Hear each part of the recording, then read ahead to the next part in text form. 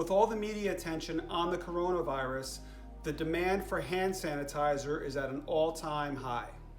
As a result, finding hand sanitizer or even a place to buy hand sanitizer is getting harder and harder and harder. But don't panic. I'm making a quick video to show you 3 simple ingredients that you can put together to make your own homemade hand sanitizer. Stay tuned. Hey guys, my name is Robert.Woessner and I'm the host of the Naples area real estate channel, and I'm a full-time realtor here in South Florida. Prior to being a realtor, I was a mobile intensive care paramedic in New Jersey, so I felt compelled to kind of do a quick video on how to make some home hand sanitizer and some tips about how to deal with treatments and symptoms of the coronavirus if you happen to get it. So according to the Center for Disease Control, a hand sanitizer should contain a solution of at least 60% alcohol. While common isopropyl alcohol that you have at your home probably contains almost 90% alcohol. So that's gonna be our first ingredient. So the next ingredient is Aloe Vera Gel. Now, living in Southwest Florida, I would think almost every household down here has a bottle of this laying around somewhere. The third ingredient that we're gonna use is an essential oil, tea tree oil. All right, so what we're gonna do now is take 2/3 of a cup of rubbing alcohol,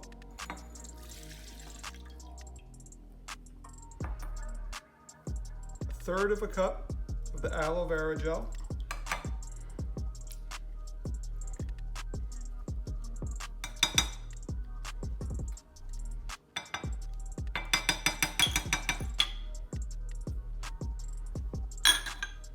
and a couple drops of the tea tree oil, about 8 or 10 drops. And I'm gonna mix it up. All right, and I'm gonna pour it into a old hand soap container.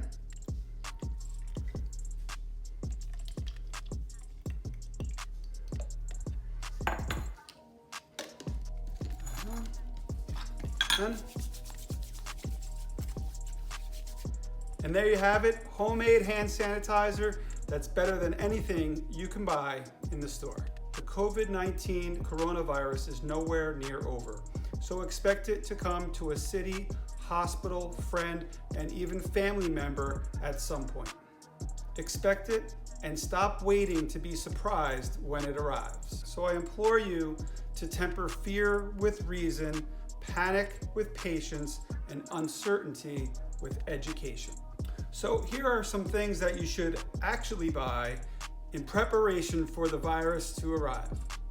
I'm not really sure the fascination with toilet paper, but the things you really should focus on are Kleenex and tissues, acetaminophen, ibuprofen, Mucinex or some sort of expectorant, Robitussin, Dayquil, NyQuil, or whatever your preferred cough medicine might be. You should also consider a humidifier. If you don't feel like purchasing a humidifier, that's fine. You can run the shower and use the steam from the shower as a substitute. If you have asthma or some respiratory ailments, make sure that your inhalers are up to date and all of your medications for those diseases are up to date and you have a supply of those at hand. Basically, you want to prepare as if you're going to have a nasty sinus infection, pneumonia, or bronchitis. Thank you for watching the video. I hope it was helpful to you. And if you want to know everything about living, eating, sleeping, working, and dining here in South Florida, do me a favor, click the subscribe button, click the bell, and watch the videos that I have already posted. I post a ton of videos about everything happening here in South Florida. So I look forward to seeing you on my next video, and stay healthy.